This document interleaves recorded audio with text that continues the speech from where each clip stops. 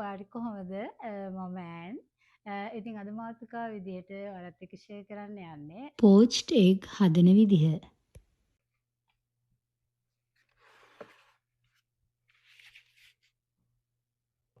ඉතින් අපි වැඩි ටක් ගාලා පටන් ගන්න ඕන නිසා මම වතුර එක මේ වගේ ලෑස්ති කරගත්තා. වතුර එක රත් වෙන්න විනාඩි 3ක් විතර යනවා.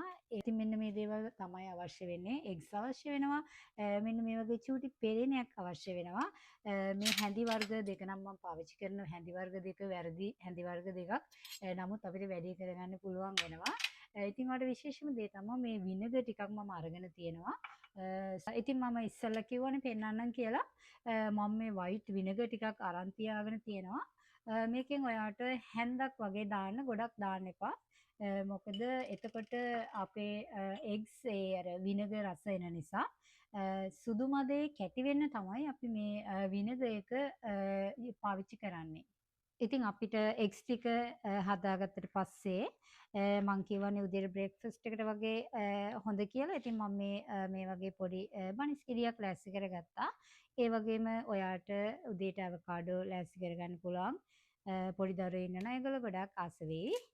මේ ගානට වතුර එක ලෑස්ති වුණාම අපිට එග් එක එකතු කරගන්න පුළුවන්. මේකේ විශේෂම දේ තමයි ඔයාට ඕනම හැන්දකින් මෙන්න මේ වගේ ඔයා මේ පැත්තට හරි එක පැත්තකට මෙන්න මේ වගේ වතුර කරකව ගන්න. මම පෙන්නන්නම් මොකද්ද හේතුව කියලා.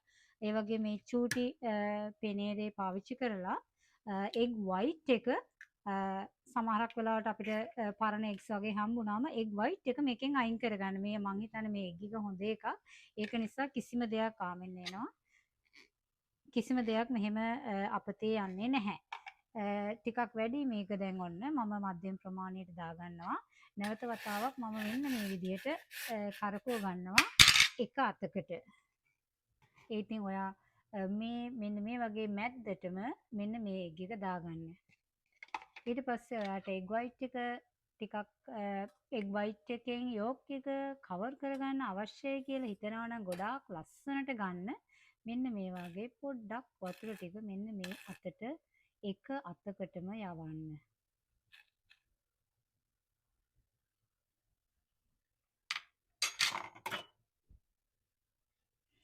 ඉතින් මේක ලස්සනට ආවයි කියලා හිතනවා. පොඩ්ඩක් ගින්දර ටික අඩු කරගන්න. මේකට විනාඩියක් වගේ කාලයක් තමයි යන්නේ.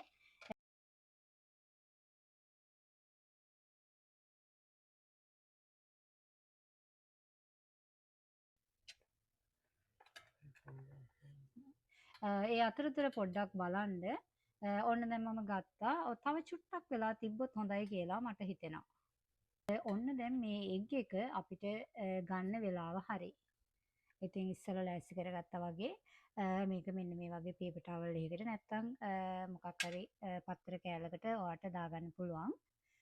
මේ මම අද ගන්න අවකාඩෝ එක එච්චර ඉදිලා නැහැ. ඒක නිසා ඉතින් මේ වගේ පොඩි කරදරයක් වුණා මට. ඉතින් ඔයාට ඔයාලගේ ගෙදර අය කැමති විදිහට ඔයාට මේකට අවශ්‍ය දේවල් එකතු කරගන්න පුළුවන්. මම එකතු කරගත්තේ අවකාඩෝ. ඔයාට මෙන්න මේ වගේ චියා සීඩ් ටිකක් එකතු කරගන්නත් පුළුවන්. තමුන්ට කැමති දෙයක් එකතු කරගන්න පුළුවන් මෙන්න මේ වගේ.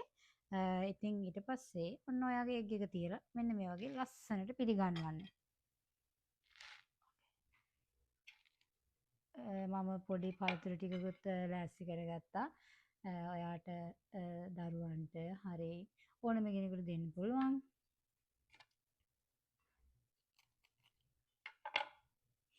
මෙන්න මේ වගේ ලස්සනට තියාගන්න පුළුවන්. ඉතින් මේකේ විශේෂම දේ තමයි ඔයාට චූටි දරුවෝ ඉන්නවා නම්